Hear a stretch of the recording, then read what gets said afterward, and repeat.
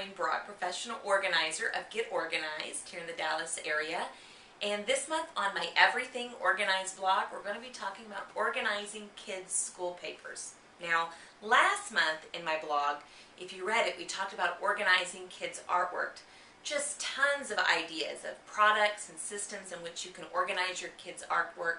But as you know, that's just hitting the surface of what some of those kids bring home. So we're going to be talking about the other papers, all the other papers that they bring home. Everything from reports and journals and report cards and poems and math papers and spelling papers. So what do you do with those? Well, we're going to talk about that. So I want to show you a couple of ideas. Now remember, last month we talked about artwork, so make sure you go back and read that and get the full picture of what we're talking about. So we're continuing on with the other examples and other ideas of organizing the kids' school papers. Now, for example, things like awards and certificates. Many times in our clients' homes we find these stuffed in boxes, in bookshelves, under beds, in containers, under the stairs, and these are the kids' awards and accomplishments. So we're going to be talking about that, as well as, now my son just did a tax test. This is his results. Obviously next year they're going to be doing the STARS program here in the state of Texas. So this is something also that kids bring home. As well as, let's not forget, maybe your kid's involved in some kind of drama or performing arts, and they have some kind of thing like this that has their name in it. It says that they were in a play and what part they played. So this program is something that you might want to keep with your kids' stuff. So this is an example of some of the things that we're going to be talking about. So let's get started. Now, one of the aspects outside of artwork is a second category called everyday school papers. Real simple. Things that are not artwork and things that are not awards and certificates, but just the everyday.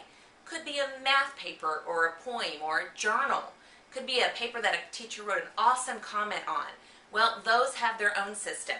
So what I use is a gold tone envelope, and you can get these in any size, but this is sort of the size that I like to use. I believe this is a 10 by 13. And you don't have to do what I did on the front here, but you definitely want to write your kid's name, the year, and the grade level.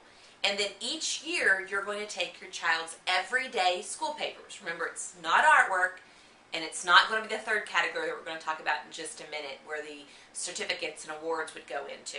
Just the everyday schoolwork, spelling tests, math papers, journals, poems, reports, things like that. And you want to keep those in the gold tone envelope. The great thing about this is it gives you a threshold. It says, you know, you can't store it in here any more than what will fit. And you want to have one envelope per child per year. So this is where you're going to store those everyday school papers. Now, the other category that I was just mentioning was the portfolio that we call it, just with a simple binder. And you can see here I have my child's name and on this, and you're going to have one portfolio per child. Now remember when I talked about awards and certificates, things like that, that's where this is going to come into play. What you're going to be doing is creating your child a portfolio over the course of all their school career. Now granted, you're not going to use every single thing that they did in elementary for their college application or scholarship, but it is all kept in one place. So the idea here is that you're going to use this when your child starts to create a resume, or to apply for that college scholarship or college entrance. And you're going to keep all their awards and certificates in here, as well as end-of-the-year report cards, and possibly even letters of recommendations when you start getting those, probably by 8th grade, would be an awesome idea. And then don't forget one other thing that people overlook so much, is keep track of your volunteer hours of your child. Now whether you do this on a sheet of paper and keep it in the binder, or you actually do that electronically on your computer in an Excel or Word document. Either way, you need to keep track of that, because a lot of scholarships are based off of volunteer hours, not necessarily academics. So hopefully that will help you.